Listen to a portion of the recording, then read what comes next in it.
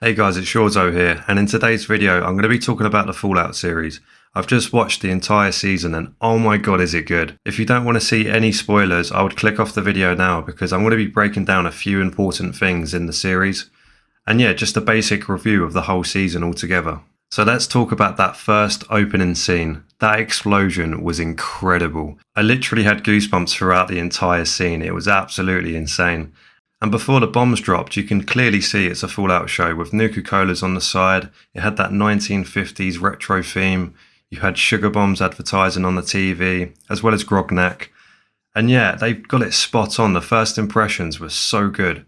And yeah, going back to that explosion, you can truly see the scale of destruction that these things caused. And I love the fact that the opening scene is quite similar to Fallout 4 in ways. It shows you life before the bombs dropped, and then it just shows you a bomb dropping. It's just that shock factor. You're like, oh my god, that's insane. I need to watch more. And yeah, I got hooked instantly, and I'm sure many of you did as well. So let's talk about the introduction of the Vault Dweller, Lucy McLean. And I have to say, she is a very good actor. She has a good way of showing a serious side as well as a comedic side. And that's exactly what this show is about, and the universe of Fallout, of course. It's just, you have that comedy side of it, but there's very much a seriousness to everything. Now, talking about how the story develops inside this vault, I just think it's just classic Fallout. Just one of those stories that you get in one of the vaults you find, and it just all goes to shit, basically.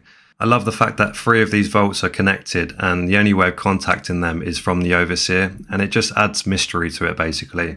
And yeah, that trade was arranged for that marriage in exchange for crops, I think it was, and I think they threw in some breeders in there as well.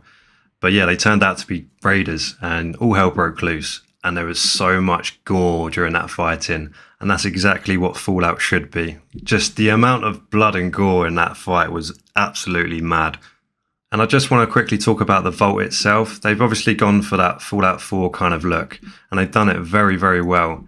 Like even the doors and the signs, I couldn't fault it at all. I couldn't see any errors with it. And I think it's a good job they've gone down the Fallout 4 kind of look, because if you went down the Fallout 3 look, it would look very dark, depressing, gloomy, whereas you want to keep that kind of funny side to the Fallout, and I think the style of Fallout 4 really helps that. But in terms of the story, I'd say there's more similarities with Fallout 3 with the kind of setup that they've gone for. So they've gone for that father/daughter type story, because in Fallout 3 the father actually chooses to leave the vault, whereas in this story the father gets kidnapped basically. But in both situations, the daughter goes after the father. And yeah, let's talk about Lucy actually leaving the vault door and how they've captured that moment very similar to the games, where it's that really bright sunlight and you just kind of try and visualize the wasteland as you see it. And the scene itself was brilliant. They don't actually use that much CGI in this show. I think I was looking at a Todd Howard interview, and he's actually very surprised how much of the props and scenery are very physical within the show. They don't really use much CGI in this, and I think it's gone in their favour actually. And I've also noticed the scenes where the Vault Dweller is literally just walking and travelling. They've thrown those classic Fallout tunes on there. And this also reminded me of the games, because whenever you're travelling around the wasteland, you've always got that radio station on your Pip-Boy. And it's like the Ink Spots or Bing Crosby. They've just captured it so well. Now let's talk about the introduction of Maximus and the Brotherhood of Steel. And with Maximus, I'm very impressed with how they've developed that character throughout the entire season. He started off as a very scared man in my opinion, but he's developed into this really strong character. I really liked that scene where the raiders were trying to take apart his power armor, and he basically fought all of them, and he got knocked down. He was completely out, but he got back up, found the nearest weapon, and he just went crazy. I think that in itself was the favourite moment of mine for that character. Going back to the Brotherhood of Steel and how that looks, they're obviously one of the biggest factions in the Fallout universe, and yeah, they've definitely showcased that. They've got the vertibirds spot on. I love the power armor. Obviously keeping to that Fallout 4 style, but me personally, I'm not a fan of this big power armor. I much prefer the Fallout 3 style where it looks like you have a bit more movement, it's less clunky. I still love it, don't get me wrong, but I much prefer if it was a bit smaller. But that's just my personal opinion. You don't have to agree with me on that. Now, I want to talk about my favourite character, and it's probably a favourite character of yours as well. And that is Cooper Howard, the Ghoul. They couldn't have picked a better actor for this one. He just fits the role perfectly. He's just got a very distinctive look, and yeah, he's just got that Western kind of vibe to him. And of course, another great choice is to turn the ghoul into a bounty hunter. It ticks all the boxes for me. And in terms of how he looks with the duster and the ghoul face, they've done it so good. And of course, he gives off like New Vegas vibes, in my opinion, especially like the kind of areas that he travels in. But overall, I feel like the show is a mixture of Fallout 4 and New Vegas in terms of how it looks, but very much similar to the Fallout 3 kind of style of making the story up. And I do really love the flashbacks that we get with Cooper, because it kind of gives you an explanation about what Vault-Tec is doing. And yeah, just slowly gives you a clearer picture of what happened as the show goes on. And I also love the fact that they also show what goes on in the vault after Lucy leaves, what her brother is doing, finding out about Vault 31 and 32. Now let's talk about the scientist that Vault Dweller met on her travels. I think his name's Ziggy. And yeah, of course he's a scientist for the Enclave, which is quite cool. We got a sneak peek of what the Enclave looks like. And I hope to see what they're doing in Season 2. Hopefully we see them, but yeah. We haven't seen anything from the Enclave since Fallout 3, I believe, so... And Fallout 3 was actually 19 years before the show, which is pretty interesting.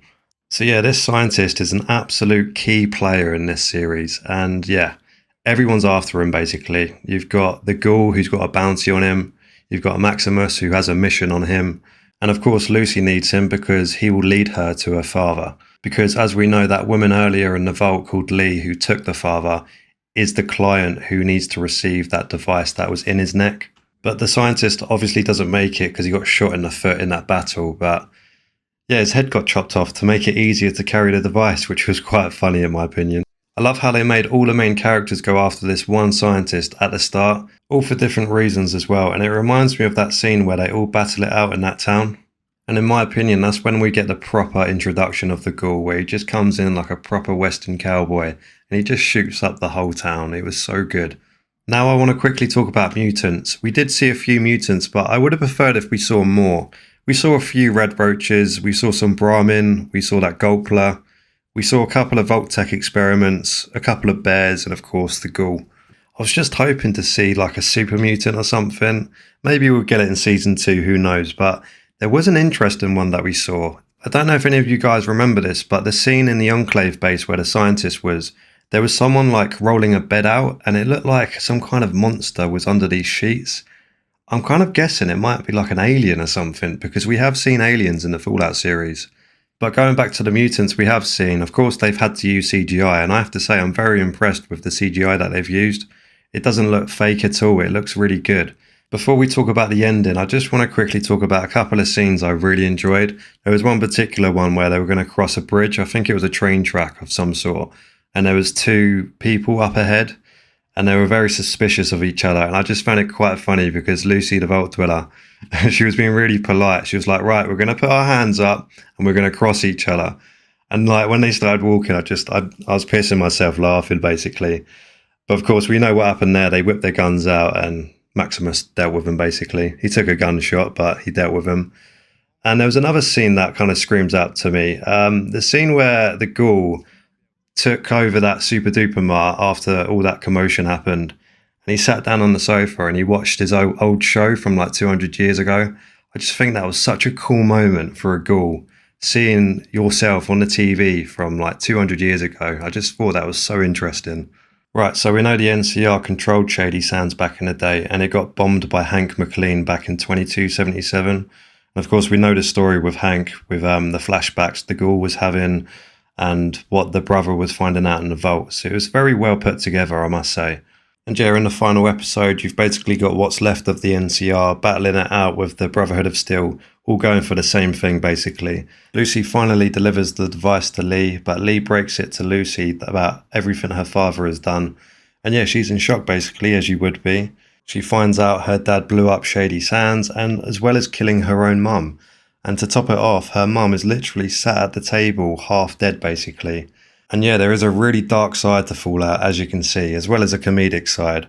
As the Brotherhood of Steel arrives, Lee is obviously in panic mode and goes off and fights them. Maximus arrives and opens Hank's cage. Maximus finds out he did all of this and then tries to attack Hanks. Hanks puts on a power armor and knocks him out basically. Lucy has her father at gunpoint but just couldn't do it. And at this point, the ghoul arrives and has Hanks at gunpoint, And this interaction was so interesting because obviously the ghoul knows everything that Hank has done. And they're both technically over 200 years old, which makes it even more interesting. And he wants to know what happened to his family, but of course he can't shoot him because he has that information, which gave him a lucky break, so he escaped with his power armor. And now the ghoul and Lucy have teamed up, and it's going to be such a cool duo for season 2. I cannot wait. And there was a real dark moment where she put her mum out of her misery because it's the only right thing to do, really. Basically a feral ghoul. Well, beyond that, I reckon. And yeah, Lucy and the ghoul, they end up leaving, and Lee comes back to actually activate that machine, which turns on all the power everywhere, just changing the wasteland as a whole. Which I see similarities with the end of Fallout 3, where you turn on the purifier, which gives clean water to the whole of the capital wasteland. So that was not the final scene. The final scene was where we saw Hank approach New Vegas. I was literally shouting at the TV saying, oh my god, this is so cool. I cannot wait for season 2. And what makes it interesting is Fallout New Vegas took place in the year 2281, 15 years before the actual show. And what makes it very interesting is, obviously, we were playing as a character called the Courier in Fallout New Vegas. So if we do see New Vegas in Season 2 of the show, there might be stories about the character that we played back then, because obviously it's 15 years after those events, so there might be some stories circulating about what your character did in the game. I'm just guessing that could work, but we'll see. And also, I'd like to make a note that Shady Sands was blown up in the year 2277, which is 4 years before the events of Fallout New Vegas. As most of you would know, the NCR were operating in the New Vegas area, but I'm wondering if they still are operating in that area, because the year Shady Sands got destroyed is the same year the NCR defeated Caesar's Legion in Hoover Dam. So yeah, it'd be cool to know if they still have a massive influence in that region 19 years after their capital city got destroyed. But yeah, anyways, that is my video of breaking down a few things and just an overall review of the season. I'm very happy with how they've done it. Probably one of the best game adaptations I've ever seen. Compared to Halo, Halo just completely ruined it. Whereas this, I'm so happy they didn't mess this up. I'm just so happy with it. But yeah, thank you very much for watching, and I'll see you in the next one. Cheers.